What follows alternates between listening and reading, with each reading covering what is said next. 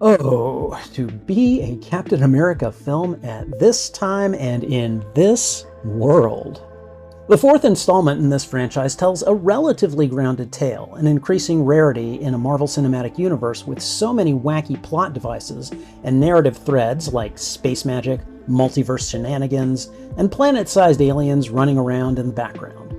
And while it may not be of the same illustrious caliber as 2014's The Winter Soldier, this film weaves a compelling narrative around the political upheaval in its world since the blip, the onset of the Celestial in the ocean, and the need for unity in the face of divisive actions.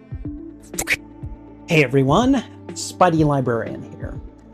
Let's talk about Captain America: Brave New World and how it's not as bad as everyone seems to think. To hear some reviewers, you'd think this movie was as bad or worse than Madam Web, simply because it's a Captain America movie without Steve Rogers, set after Endgame, and that is relatively, though far from completely, removed from the high-octane, super-powered action that features in Avengers movies. Nothing could be further from the truth, and while I certainly wouldn't call this the best installment of the series, that distinction goes to the brilliantly made Winter Soldier, I think it tells a good story that reintegrates several different layers of MCU connective tissue in a way that ably serves the narrative. It is a far cry from Madam Web, which isn't even the worst of the Sony Spider-Verse films. I'm looking at you, Morbius. The plot revolves around United States President Thaddeus Ross, who reaches out to Sam Wilson's Captain America, looking to work together to restart the Avengers, who have been absent from the world stage for several years since the events in Avengers Endgame. An assassination attempt quickly scuttles this idea as Sam tries to convince Ross that someone within his circle has compromised his security. Simultaneously, the onset of the dead Celestial in the Indian Ocean has led to various countries squabbling over who should have the right to mine its resources, leading to more pressure building on Ross, who has been trying to negotiate a peaceful solution for all involved parties.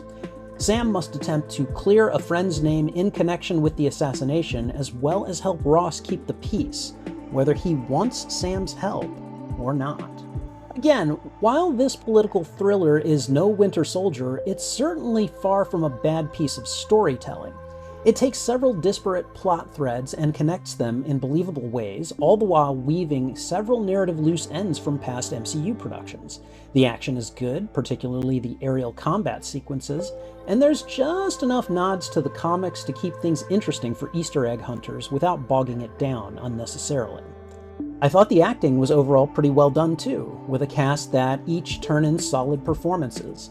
Anthony Mackie returns as Sam Wilson, fully embracing the mantle of Captain America and the legacy of Steve Rogers with confidence and a bit of Anthony Mackie standard swagger. Harrison Ford takes over the role of Thaddeus Thunderbolt Ross, now the US president, from the late great William Hurt, imbuing him with just enough manipulative politician energy to make him charmingly dislikable.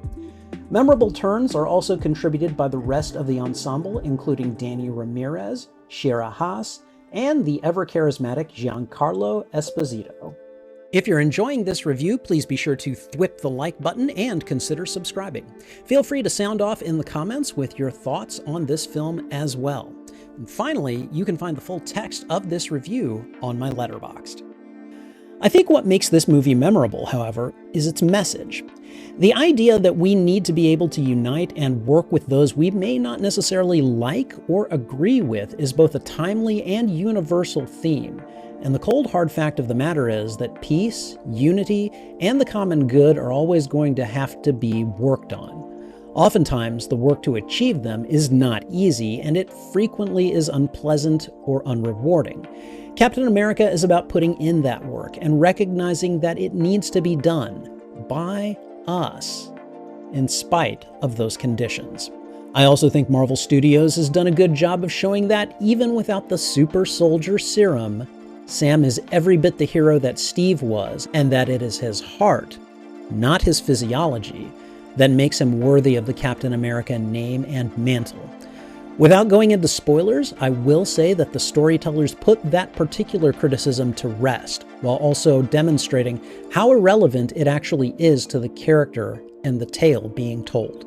While I did enjoy this film perhaps a little more than many viewers did, that doesn't mean I thought it was perfect. There were more than a few times where viewers will notice common sense being sacrificed for aesthetics, where the laws of physics will be suspended in the name of plot armor, and where the occasional story beat may get a little over the top in terms of superhero camp or sappy sentimentality. I realize this is a superhero movie and that such things are to be expected here, but they occasionally did pull me out of the story to its detriment. With all that said, I would still wholeheartedly give this film a recommendation to casual MCU viewers, as well as those who might happen to like a dash of superheroes in their political thrillers. Captain America: Brave New World will never be the high bar for that particular subgenre, but it still aims high and hits the mark in a satisfying way. Its message, much like its hero, has heart and importance for those willing and able to see it. The MCU's future may be hard to predict, but there is still plenty to love about it, such as your friendly neighborhood Spider-Man. For some of my thoughts on this show, go ahead and click right there.